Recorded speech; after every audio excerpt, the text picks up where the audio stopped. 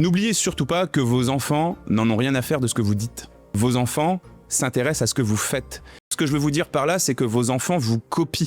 Si vos enfants vous voient vous ruiner la vie, ne pas prendre plaisir à manger et vous interdire le moindre plaisir avec eux, notamment pendant ces périodes de vacances, croyez-moi que ça va installer quelque chose d'un petit peu particulier dans leur subconscient.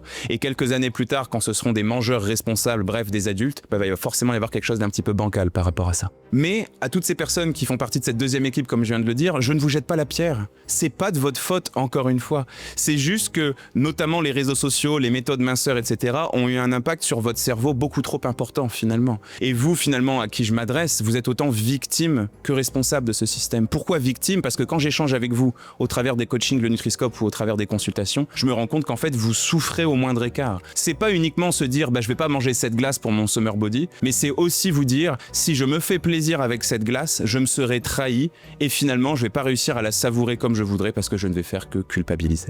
Dans les deux cas, vous êtes perdant ou vous êtes perdante et puis vous allez gâcher un petit peu cette période de vacances qui est faite pour que vous preniez du plaisir, mais qui est aussi faite pour vous reposer l'esprit et vous reposer le corps aussi.